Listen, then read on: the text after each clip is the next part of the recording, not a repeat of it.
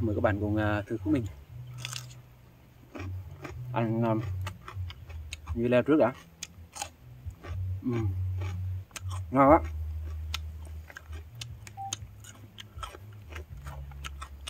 Ăn cái đùi trước à.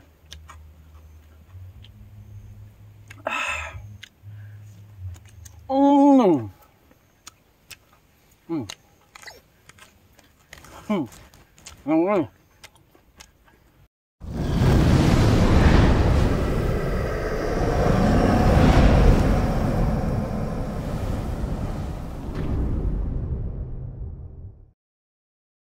Chào mọi người đã quay lại với kênh của mình nha.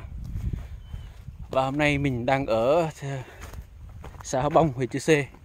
Mình có đi qua giao lưu với anh Lưu Siêu Vlog.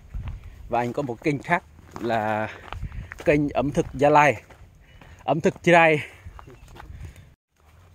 Đây là anh Lưu Siêu Vlog. Để chúc bạn. Anh đang kiếm củi, giờ chuẩn bị quay ẩm thực nha. Mình quay vlog thôi, mình đi sau thôi. Các bạn có thể thấy view ở đấy rất là đẹp nha.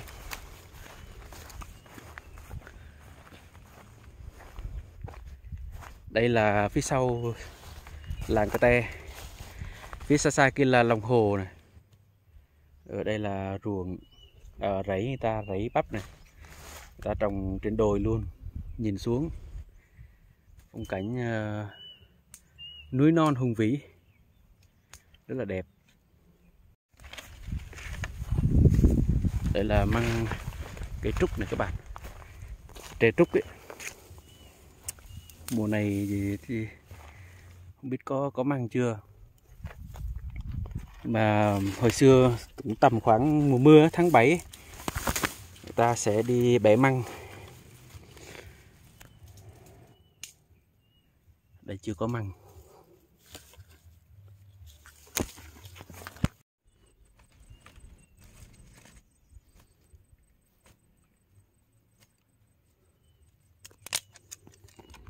Chuẩn bị đốt lửa đây, nhóm lửa.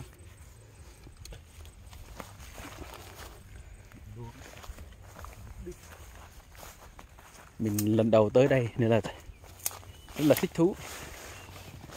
Nếu mà có dù lượn bay xuống đây nha mọi người. Đại dù này đạm. Xong hồi đây một kèo ấy. Nếu mà đầu tư làm hoặc cặp nghèo hơn.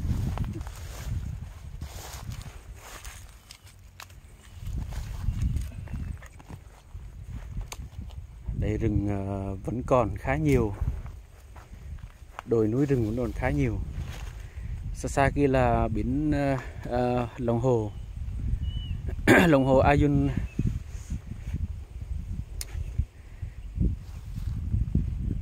Trước mình cũng đi qua lòng hồ rồi, nhưng mà khu vực phía bên kia nó hơi xa tí. Còn đây là ở xã Hóc Bông.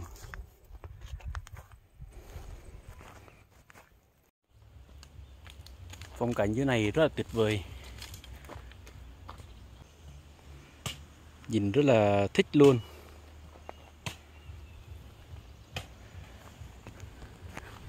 Giờ anh Lưu Siêu kênh ẩm thực Trai chuẩn bị nướng gà.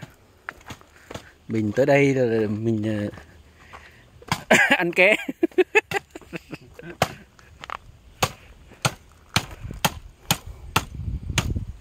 Đang làm cái giá để nướng gà.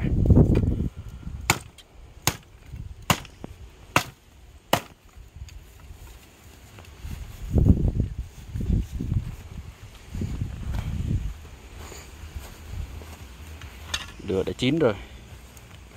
Lửa đã cháy rồi.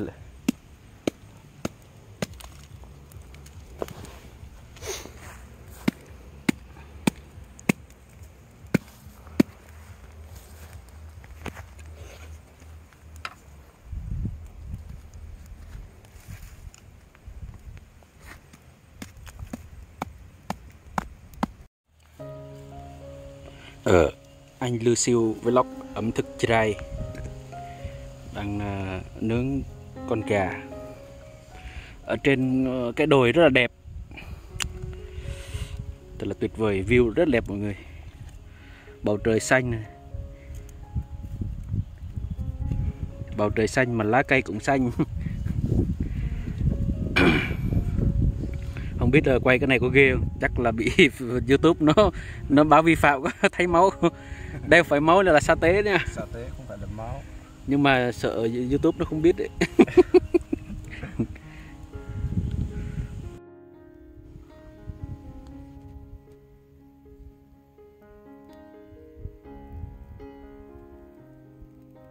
Sẽ giờ mới ướp. Mới ướp với lá chanh nhau. Khoảng chục trái thôi, không nhiều đâu. Lần này là đủ. Nhiều quá ăn không nổi. Đây, lá chanh.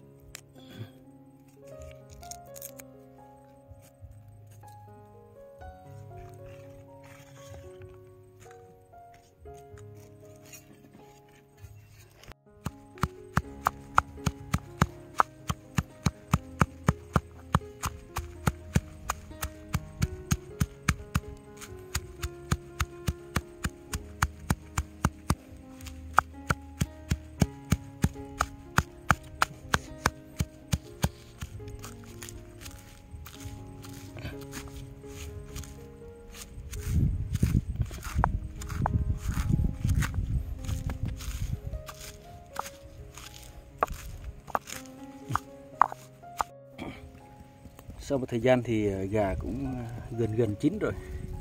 Không biết là chín chưa. Phải thử ăn thử rồi mới biết được. Gà vàng ươm này mọi người. Bôi sa tế cho nó ươm vàng nhé. Chứ không nó cũng trắng lắm.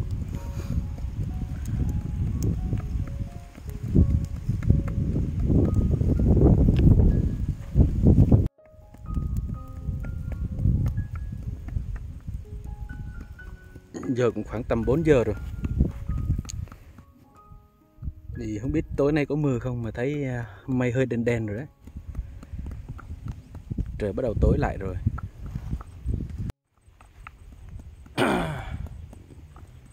Mình vẫn đang trông chờ được thưởng thức món gà nướng của anh ẩm thực Chirai. View đây thấy rất là đẹp, tuyệt vời luôn. Các bạn biết đây là lá gì không? Lá cho mình gọi là lá chú. Cái này có thể cầm máu được này. Khi chảy máu đứt tay đứt chân ấy. Cầm cái này hái một nắm thôi, lá non này. Rồi nhai đắp vào chỗ chảy bị thương ấy, thì nó cầm máu tạm thời. Và đôi khi cầm máu luôn ấy, nó không chảy máu nữa. Còn bên cạnh là hoa xuyến chi này cũng ăn được nhá, lá của nó ăn được. Sau một thời gian chờ đợi thì gà nướng của mình đã chín. Nướng sa tế mà đỏ chót này. Nhìn rất là giống gà quay.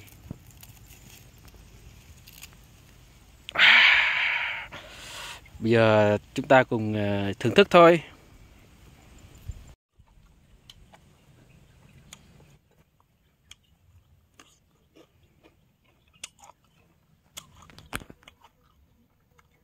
Gà này gà đồng bào mình nhé mọi người nhá. Gà nuôi thả rông. Gà nguyên chất. Và bây giờ thì mình với anh Lucy Vlog, đây là kênh ẩm thực Chirai đã hoàn thành xong. Thì mình cùng với anh thưởng thức cái món gà này. Bây giờ anh để lại cho mình nhiều quá. Anh ăn một phần đùi thôi. Thì ở đây mình có salad này, rồi dưa leo, rau sống nè, có ớt kèm nữa. Đây là ớt muối chanh này các bạn, ớt muối chanh. Mình sẽ thưởng thức nha, mời các bạn cùng thử của mình. Ăn dưa leo trước đã. Ngon á.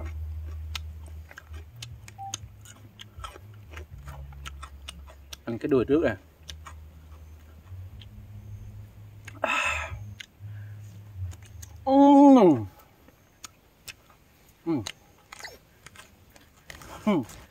Ngon quá.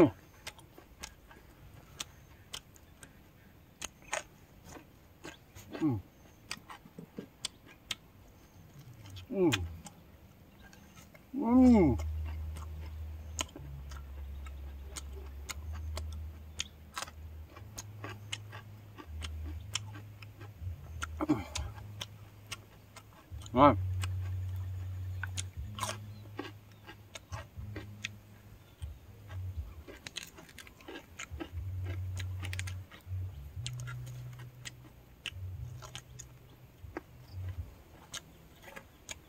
Gà này thả vườn đi bộ nhiều nên dai lắm.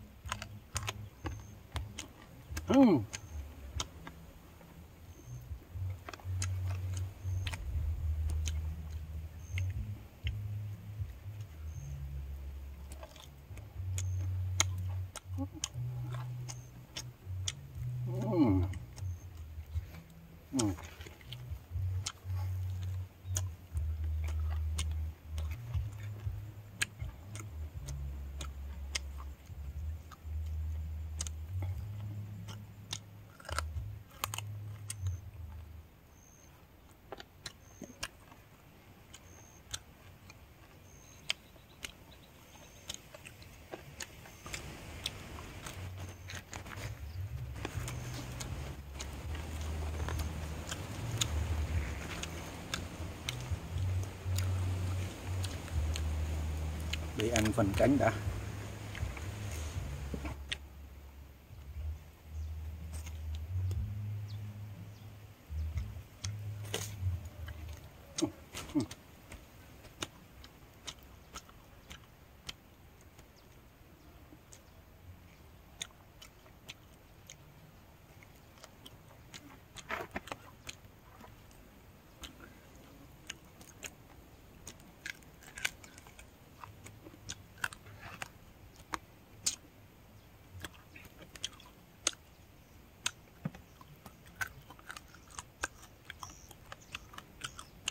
Ăn thêm bữa leo để đỡ ngán.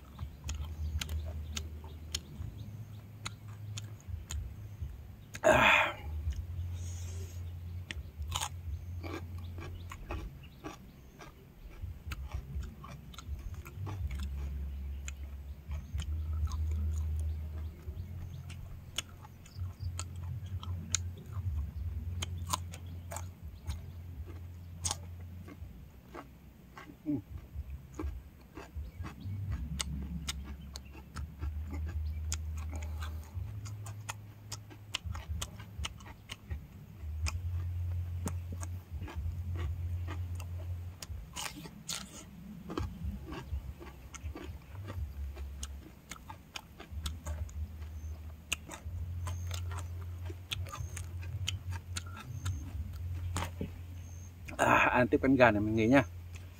Do bây giờ no lắm rồi. Một con gà ăn không hết rồi.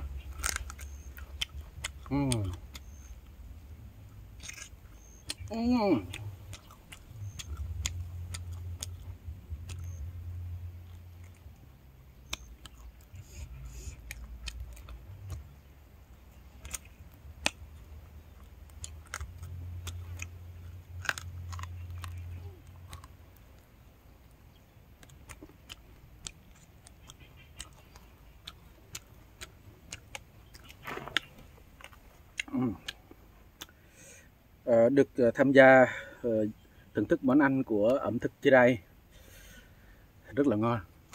Mọi người nếu yêu thích ẩm thực thì ghé kênh ẩm thực trên đây 81 để ủng hộ cho anh Lucio Vlog nha. Cảm ơn mọi người đã theo dõi video này. Hẹn gặp lại mọi người trong những video lần sau. Xin chào.